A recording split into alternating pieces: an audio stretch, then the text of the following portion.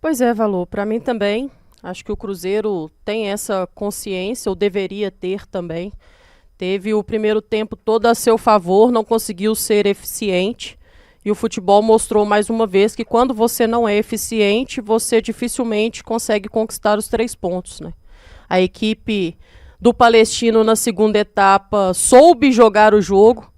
Acho até que a estratégia foi a mesma, de aproveitar os erros do Cruzeiro, seja de forma coletiva ou seja de forma individual, e dessa forma conseguiu exatamente colocar à frente o Palestino, fazendo com que o Cruzeiro pudesse colecionar aí derrotas dentro da Copa Sul-Americana. Uma pena realmente, porque o Cruzeiro vai cada vez mais mostrando ao seu torcedor que a confiança é algo preponderante nessa equipe, mas que não consegue passar exatamente isso ao seu torcedor, né? Porque não consegue, dentro do campo, mostrar superioridade ao seu adversário, principalmente se tratando de Copa Sul-Americana.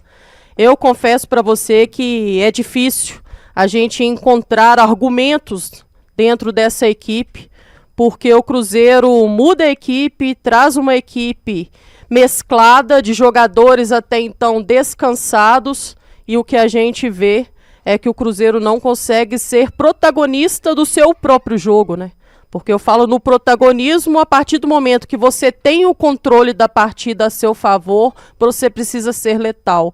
E o Cruzeiro não conseguiu trazer essa letalidade necessária para essa partida. De positivo, Valu, para mim fica o Rodriguinho, que enquanto teve perna, enquanto o físico deixou, conseguiu mostrar algo que pudesse interpretar o Leonardo Jardim, alguém que ele pode contar, alguém que seja confiável dentro dessa equipe, principalmente no setor que a gente sabe que tem muita dificuldade o Cruzeiro de criar jogadas, né?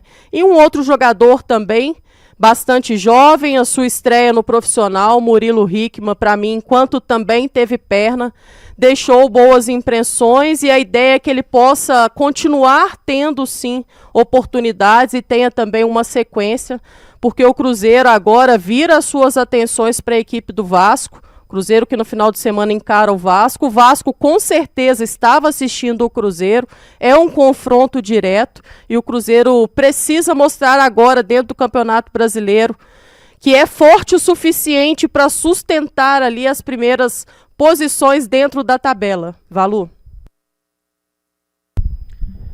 É um elenco do Cruzeiro que não se satisfez em protagonizar um vexame no Campeonato Mineiro, que foi a queda na semifinal, e agora em abril encaminhou um outro vexame, que é a eliminação na Copa Sul-Americana. Claro que isso ainda não é algo matemático, mas como você apontou bem, Valu, já dá pra considerar o Cruzeiro... Não, o Cruzeiro eu considero eliminado mesmo, cara. Sim, sim.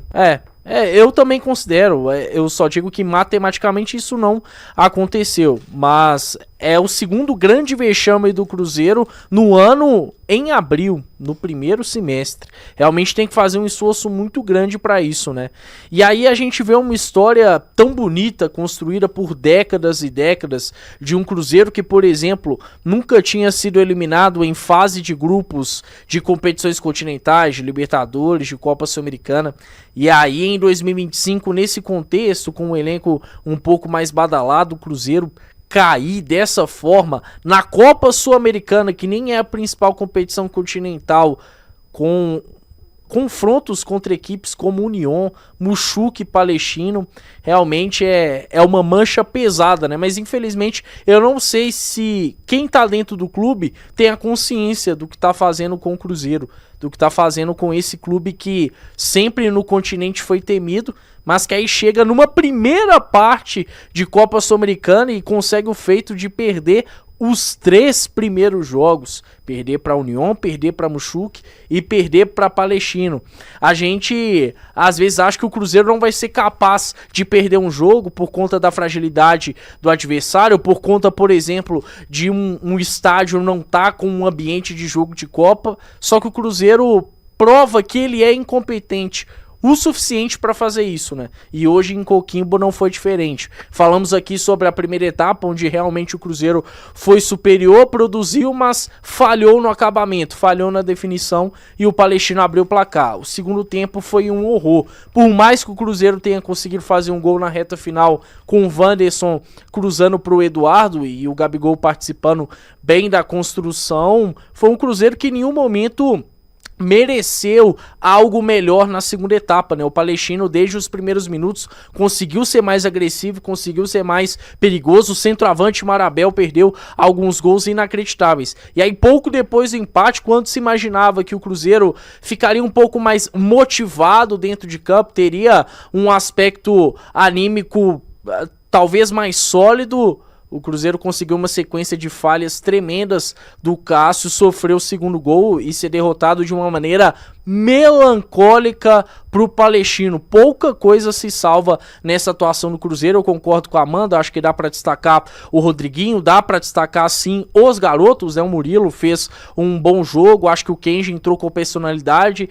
Das figurinhas mais carimbadas, jogadores mais renomados, acho que quem se destacou um pouco mais foi o Gabigol. Não fez um jogo brilhante, mas eu acho que dentre aqueles jogadores que perderam espaço, que caíram por conta de uma sequência de atuações contestáveis, ele deu uma boa resposta. Mas talvez ainda haja mais mudanças para o Leonardo Jardim fazer nessa equipe, fazer até mesmo nesse elenco. E vamos ver qual vai ser o impacto na parte interna disso, porque tem que ter, né? Até o Samuel já adiantou que alguém tem que pagar o pato por uma eliminação precoce, melancólica na Copa Sul-Americana. O Cruzeiro já em abril se vê praticamente somente em duas competições, Brasileirão e Copa do Brasil.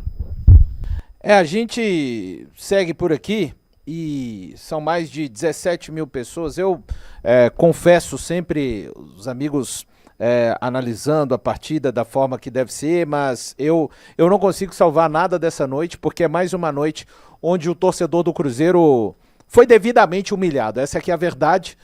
O Cruzeiro foi derrotado pelo Palestino, o Cruzeiro foi derrotado pelo Mushuc Runa dentro de casa, o Cruzeiro foi derrotado pelo Santa Fé na Argentina e não parece existir limite para aquilo que este elenco, a atual gestão, o atual departamento de futebol em todas as suas figuras parecem testar realmente até que ponto é possível o torcedor do Cruzeiro passar por mais uma vergonha, por mais um tipo de decepção. E a gente vê, né, em algumas situações, igual essa semana, foi semana do balanço sair. Aumenta-se a dívida, aumenta-se os valores com a folha, aumenta-se tudo, a vergonha, jogo após jogo, mas o que o torcedor não vê é aumentar o desempenho do Cruzeiro. Isso já lá se vão 8 meses. 8 meses. Quando você pega um recorte do Cruzeiro, desde aquele jogo no dia 5 de agosto do ano passado, quando foi derrotado para o Fortaleza, daquele jogo até a noite de hoje, o Cruzeiro jogou 44 vezes, venceu 11 vezes, foi derrotado 18, empatou 15. E isso não muda. Então, assim, eu sinto muito pelo Kenji, que estreou numa noite vergonhosa pro clube, mais uma. Sinto muito por Hickman, mas eu não consigo olhar nada de bom na noite de hoje, tá? Eu não consigo. Desculpa, eu não consigo, porque é mais uma vez o torcedor do Cruzeiro se deparando com algo inédito, com uma eliminação que não é matemática, como disse muito bem o Caio, mas quem consegue olhar, esse time vai fazer diferente contra quem? Sabe? Eu não consigo nem olhar pra frente, com sinceridade. Então é realmente um time que não consegue. Torcedor cruzeirense, sabe a última vez que o Cruzeiro conseguiu uma sequência de 3 vitórias? 3. Não tô falando 13 vitórias, não tô falando 10 vitórias. Tô falando de 3 vitórias. Eu falo aqui pra você. Foi do mês 7 do ano passado, de 7 de julho a 13 de julho de 2024, quando o Cruzeiro venceu no Campeonato Brasileiro os seguintes adversários: Corinthians, Grêmio e Bragantino. A gente está falando de quase um ano de uma sequência de 3 vitórias. Eu não estou falando de 30 vitórias. E as coisas seguem como estão. Os jogadores entram em campo, algum parecem, sabe, tá bom, o que eu fizer aqui é isso mesmo, e tá tudo valendo. Amanhã, daqui a pouco, provavelmente na zona mista, a gente vai ouvir o atleta que falar, ou os atletas, estamos tentando, estamos continuando trabalhando. Já fazem 8 meses. Essa que é a verdade. Essa que é a verdade. E o torcedor do Cruzeiro segue sendo humilhado, dia sim e dia também. Porque a capacidade deste elenco fazer pior não é esse jogo que ficou contra o Palestino, é sempre o próximo jogo. Então é isso, a gente vai aguardar o técnico Leonardo Jardim, que tem que dar as suas explicações. Claro, ele colocou o time para jogar, o time perdeu milhões de gols, mas ele é responsável, ele veio aqui para ser responsável também, e fica essa grande expectativa por parte de podermos registrar o que vai dizer o técnico cruzeirense e o que vão dizer os atletas nesta noite de mais um vexame histórico. Eu passo novamente para você, Caio, e para você, Amanda. Valu, acho que a gente não precisa ir muito longe, né? Nem se exercitar tanto para poder entender o porquê do Cruzeiro não conseguir vencer hoje o Palestino, né? Uma equipe que produziu mais, que finalizou mais, mas que não foi eficiente de maneira satisfatória. E a gente sabe, né? Uma equipe que erra o tanto que o Cruzeiro tem errado, tanto ofensivamente quanto defensivamente, a gente sabe qual que é o saldo final, né? E por isso não precisa da gente ir tão longe e nem ser um sábio no futebol para poder ter quase certeza que isso iria acontecer, né? O Cruzeiro construiu na primeira etapa, não conseguiu fazer os gols. O Cruzeiro volta para a segunda etapa, para mim, não melhora em nada, mesmo com as mudanças, principalmente porque trouxe a equipe do Cruzeiro para a segunda etapa com as mudanças. Um time que fosse mais oxigenado, que pudesse trazer mais mobilidade, que pudesse ter mais a posse da bola, mas construir de uma maneira organizada. E o Cruzeiro, para mim, na segunda etapa, acabou se perdendo, né? Trocou ali a posse da bola que teve da primeira etapa pelo desespero na segunda etapa. E é difícil você ver que uma equipe desesperadamente em busca de um gol vai conseguir ter boas oportunidades, ou ao menos começar a incomodar um pouco mais o seu adversário. Porque o Cruzeiro consegue sim um gol de uma forma construída de uma forma coletiva, um bom cruzamento do Wanderson, uma boa cabeçada do Eduardo, mas não dá tempo nem de comemorar, e os erros acontecem novamente, lá atrás. E aí fica difícil realmente do torcedor confiar nessa equipe, fica difícil do torcedor estar presente para o próximo jogo. Então acho que tudo que está vivendo o Cruzeiro fora dos gramados é um pouco desse reflexo de dentro. Porque o Cruzeiro não consegue exatamente ser uma equipe confiável dentro do campo. E aí acho que vem a hora do torcedor, né, de se perguntar, será que o futebol é só sobre dinheiro? A gente está provando aí que não é. Porque temos uma das maiores folhas salariais e a gente não consegue desempenhar. Fizemos um alto investimento, talvez ali um dos que mais investiu para essa temporada, e mais uma vez a gente não consegue resposta positiva em termos de desempenho. Então acho que o torcedor nesse momento está insatisfeito, não consegue confiar na equipe, não consegue projetar o Cruzeiro dentro do Campeonato Brasileiro, onde até então se mantém ali na parte alta da tabela, mas mesmo assim o torcedor não consegue confiar por isso. Porque dentro de campo a gente não consegue enxergar nessa equipe algo que vai além, que nos force a acreditar, a confiar. Então acho que é a hora do Cruzeiro, através agora do Leonardo Jardim, de falar com o torcedor, né? Tentar explicar ao torcedor e fazer também esse exercício aqui de como acreditar, como confiar nessa equipe daqui para frente, né? Já que na Copa Sul-Americana o Cruzeiro deixa bem claro que, pelo menos para mim, não conseguirá a classificação. Uma pena, Valu, é uma pena realmente, porque na teoria temos peças que são capazes de fazer a diferença, mas dentro do campo é mais do mesmo.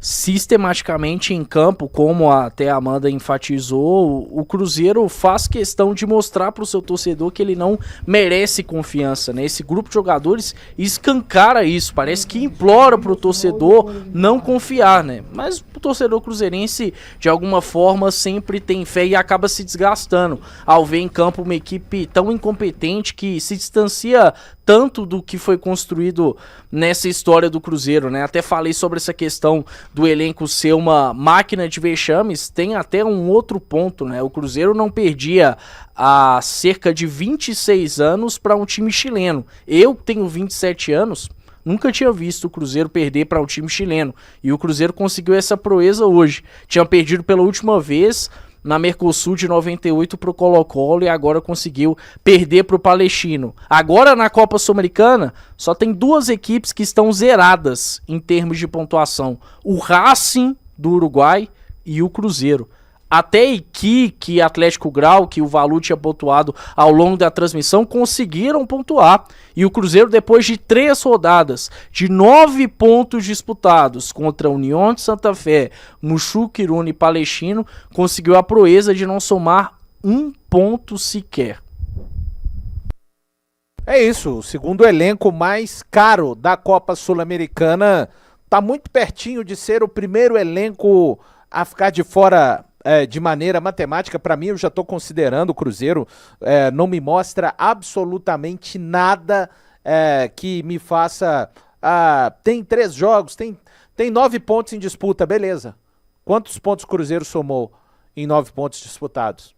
Faz a conta aí, pega a tabela. O Caio Fábio acabou de falar aqui.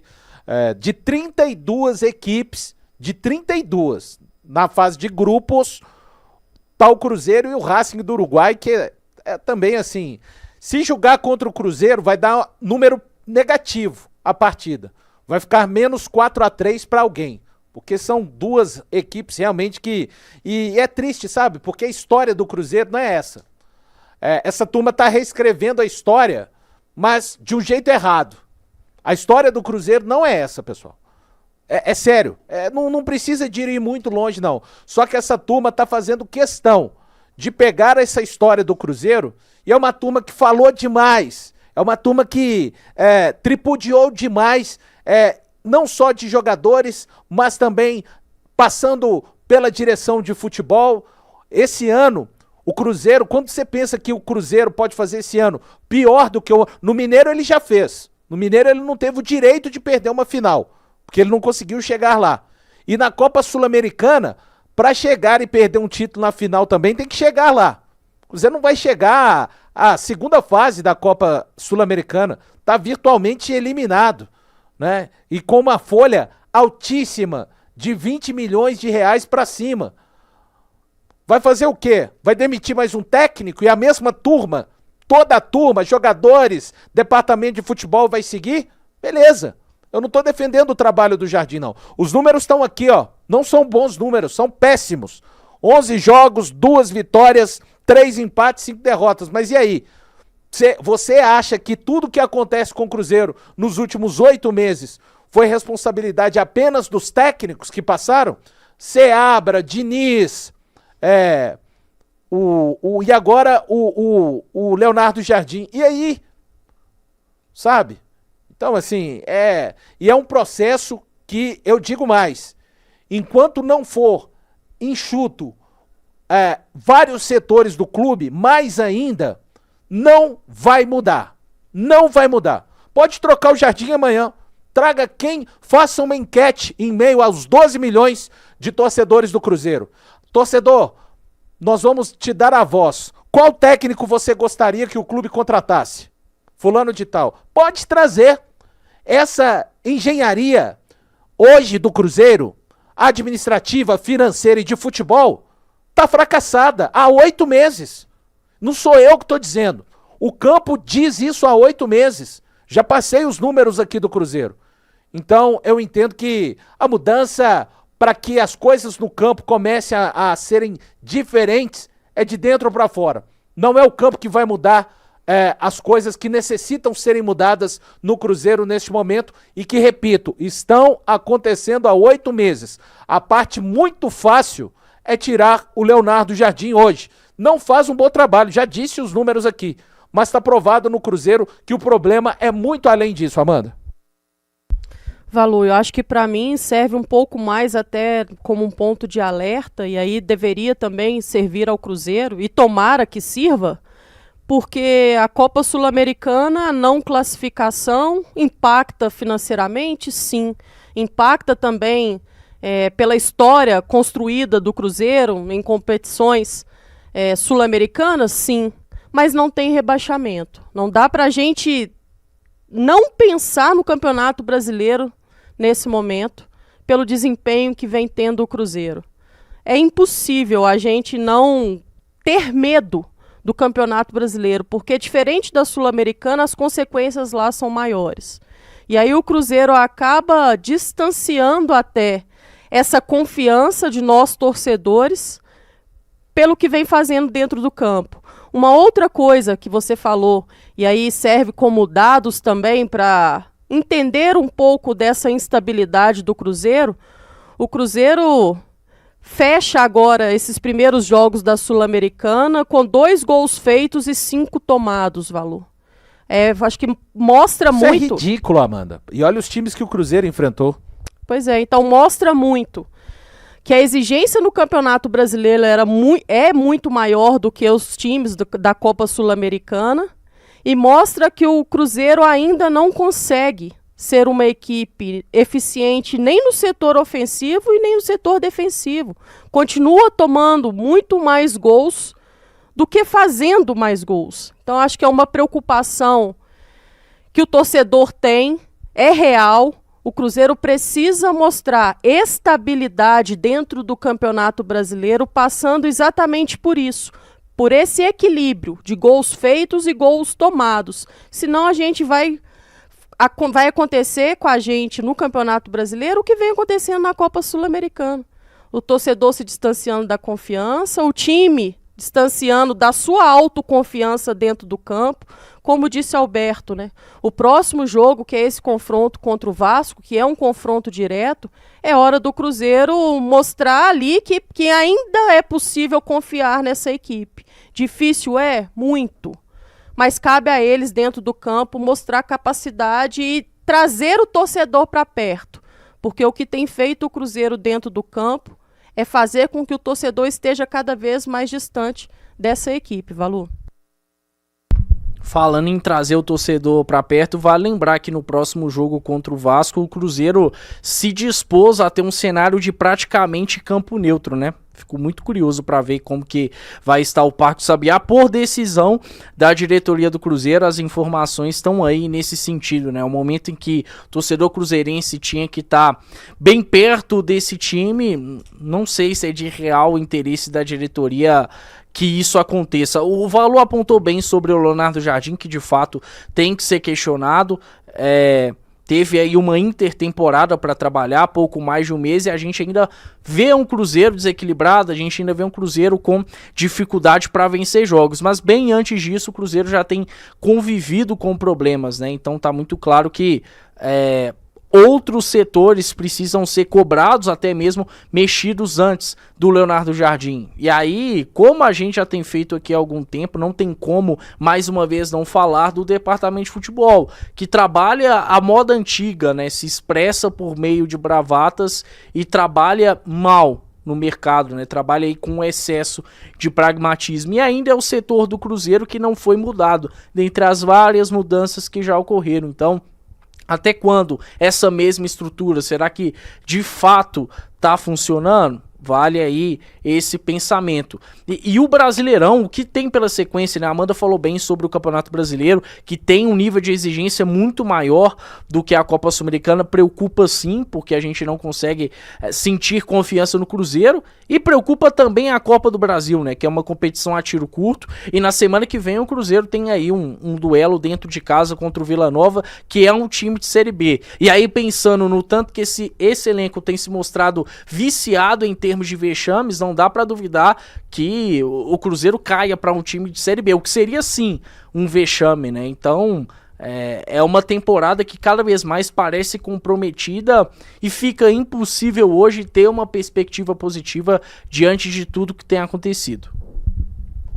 Lembrando, pessoal, Samuel Venâncio se posicionando lá em Coquimbo, na distante Coquimbo, né? Mas tem jogadores aí que há 8 meses é o mesmo futebol e as mesmas entrevistas coletivas e nada acontece. Então o Samuel veio aqui, vejamos quais jogadores vão passar na zona mista para falar desse mega vexame do Cruzeiro na Copa Sul-Americana, derrotado mais uma vez no grupo E, dessa vez o Palestino.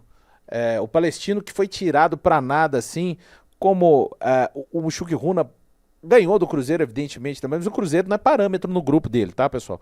Tô falando o Palestino, quando eu vi jogando contra o Muxuquiruna, achei acessível, como achei acessível o Muxuquiruna. A ideia é a seguinte, hoje, assim, eu não acredito nesse elenco de jogadores mais do Cruzeiro. E eu tenho direito, eu tô pegando o recorte de 8 meses, tá? Tô pegando o recorte de 8 meses, são 44 jogos hoje, desde aquele jogo contra o Fortaleza, 11 vitórias, 18 derrotas e 15 empates.